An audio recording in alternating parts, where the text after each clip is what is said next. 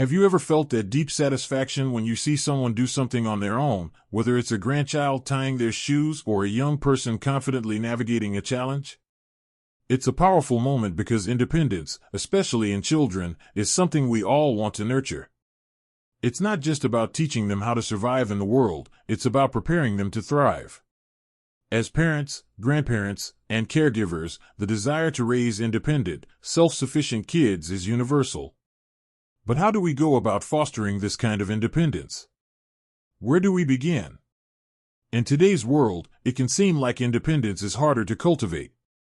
With constant distractions from technology and an environment that often encourages dependence, it can be easy to unintentionally take away a child's opportunity to become independent. But the good news is that there are simple steps we can all take, starting today, to help guide children towards self-sufficiency and confidence. And that's exactly what we're going to explore in this video. We'll talk about 6 straightforward strategies you can implement to encourage your child to stand on their own 2 feet, solve problems, and handle challenges without relying on others to do it for them. These strategies are not just theoretical, they're practical, real-world actions you can begin today. Let's start with the first key strategy, giving your child age-appropriate responsibilities. One of the simplest yet most effective ways to foster independence is by giving children responsibilities that are suitable for their age. This might sound straightforward, but it's something that many parents overlook. We tend to want to help our kids as much as possible, and we often end up doing things for them that they are perfectly capable of doing themselves. Whether it's making their own bed, setting the table, or helping with grocery shopping, giving children simple tasks that they can do on their own builds their confidence and sense of responsibility. For example, a child as young as 3 can begin helping around the house in small ways, like putting toys away or helping clear the dishes. As they grow, these tasks can increase in complexity. By giving them tasks they can complete on their own, you're showing them that they have the ability to contribute, that their actions matter, and that they can handle responsibility. These small wins lead to bigger victories as they age, helping them feel capable and independent in all areas of life. Another reason this is so important is because it helps kids develop critical life skills. When children are responsible for their own tasks, they learn about organization, time management, and the importance of following through. These lessons become deeply ingrained, and before long, they carry them into school, friendships, and eventually into adulthood. The key here is to give them tasks that they can handle, without making it so difficult that they feel overwhelmed. When they accomplish something on their own, the feeling of success will inspire them to take on even more. And when they struggle, that's where your encouragement comes in. Let them know that it's okay to struggle, but they can and will get through it. Let's move to the second strategy, encouraging problem-solving and decision-making. Think about it. How often do we jump in to solve a problem for our kids without even giving them the chance to figure it out themselves? It can be hard not to, especially when we see them frustrated. But by stepping back and allowing them the space to problem-solve, we are teaching them one of the most important skills they'll ever need. At any age, whether your child is deciding which outfit to wear or determining how to navigate a tricky school project, giving them room to make choices helps them develop decision-making skills. Now, of course, it's important to provide guidance and support when needed, but don't step in right away. Allow them to experience the consequences of their decisions, whether they're good or bad. This doesn't mean you should let them fail in a harmful way, but if they make a mistake, that's an opportunity for learning. For instance, if they forget to pack their lunch, instead of rushing to the school with a forgotten sandwich, let them experience the natural consequence of their actions. They'll learn to remember next time. If a child chooses the wrong book for a school project, rather than fixing the mistake for them, guide them through the process of choosing again. This builds confidence in their decision-making abilities and prepares them for more complex challenges later on. There's a balance here, though. You don't want them to feel abandoned or unsupported, but at the same time, you don't want to rob them of the opportunity to solve problems on their own. It's like building muscles. The more they use their decision-making muscle, the stronger it gets. Now that we've talked about giving children responsibilities and encouraging problem-solving, it's time to move on to the third strategy, setting clear expectations and boundaries. Setting clear expectations and boundaries is not only crucial for discipline but also for fostering independence. When children understand what's expected of them and the boundaries in place, they have a framework within which they can operate confidently. They know where the lines are, and more importantly, they understand the consequences of crossing them. But here's the thing, the boundaries you set shouldn't be overly strict or stifling. Children need some freedom to make choices and explore, but they also need the security of knowing what is acceptable behavior and what isn't. For example, telling a child that they need to clean their room before watching TV is a clear boundary, but telling them they can only watch TV for 30 minutes a day gives them the freedom to manage their time within that framework. The key here is consistency. If boundaries are not consistent, children will feel insecure and may struggle with making decisions on their own. So, while it's okay to be flexible in certain areas, be firm and clear in others. This will help your child understand the importance of personal responsibility and respect for rules, and ultimately, that they are in charge of their actions and the consequences that follow. Now that we've covered 3 strategies, we're well on our way to building more independent, confident kids. We've talked about giving them age-appropriate responsibilities, encouraging problem-solving, and setting clear boundaries. As we continue, we'll dive deeper into more strategies you can start using today to help your child thrive. But first, take a moment to reflect on the changes you can make in your own approach. Even small shifts in how you allow your child to take charge can make a world of difference in how independent and confident they feel. Let's move forward into the next steps when you're ready.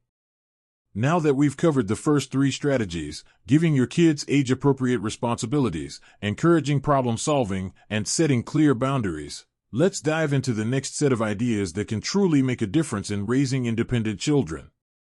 It's easy to fall into the trap of doing everything for our kids, especially when we love them and want to make their lives easier. But in reality, allowing them the space to grow and discover their own capabilities is the best gift we can give them. Our 4th strategy is all about fostering a sense of self-efficacy, the belief that they can achieve whatever they set out to do, as long as they put in the effort and take responsibility. If we're constantly stepping in to save the day, children won't develop the confidence they need to try things on their own. A great way to foster this sense of self-efficacy is by encouraging your child to set and achieve personal goals. These goals should be age-appropriate, of course. If your child is younger, it might be as simple as learning to tie their shoes or finish a puzzle. For older children, the goals could involve academic achievements, sports, or even things like saving up for a small item they really want.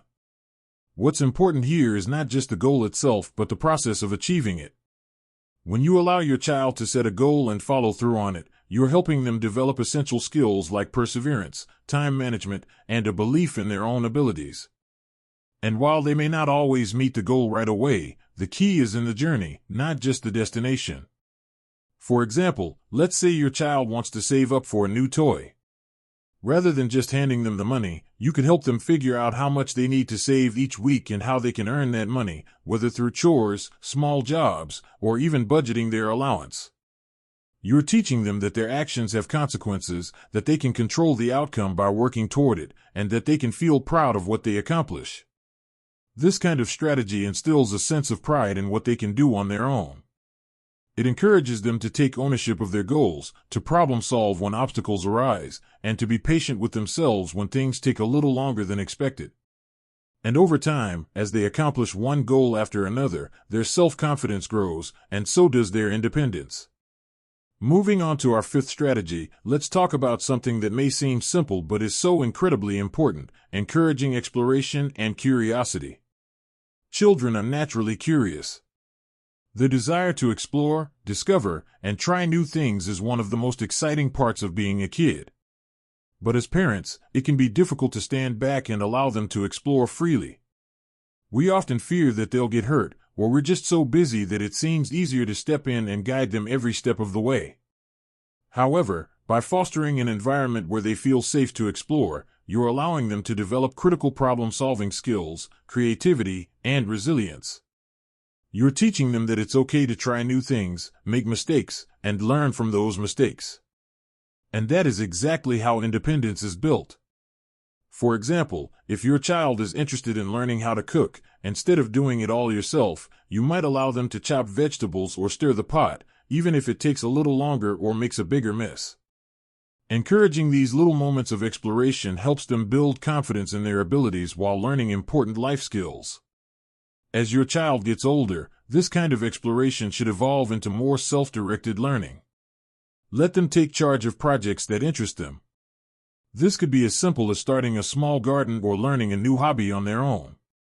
The more you let them explore their interests and passions, the more they will develop a sense of independence and ownership over their actions. Finally, let's move on to our sixth and final strategy, creating a supportive environment that balances independence with emotional safety. We've talked a lot about encouraging children to stand on their own, but it's also essential to make sure they feel emotionally safe as they grow. Independence isn't just about practical skills, it's about feeling secure enough to make mistakes, try new things, and step outside of their comfort zone. And that's where emotional safety comes in.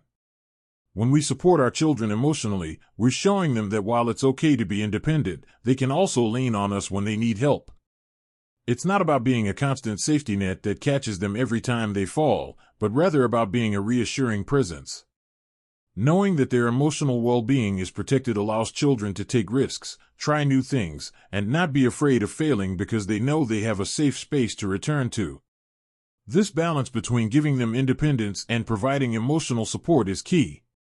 If children don't feel emotionally safe, they may hesitate to try things on their own, afraid of making mistakes or facing consequences. But if they feel secure, they're more likely to approach challenges with confidence and resilience, knowing that failure is just a stepping stone to success. A simple example of this could be giving your child a space to talk about their feelings or challenges after a difficult day. You don't have to solve their problems right away, but by listening and validating their feelings, you're helping them build the emotional intelligence they need to handle situations on their own. You're showing them that their feelings are important and that they are capable of handling their emotions without relying on someone else to do it for them.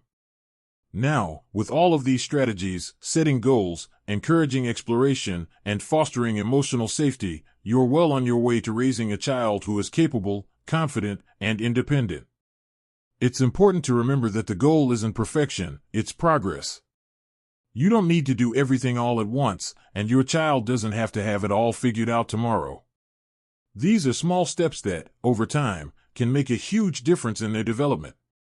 As we wrap up this part of the video, think about how you can start applying these strategies today.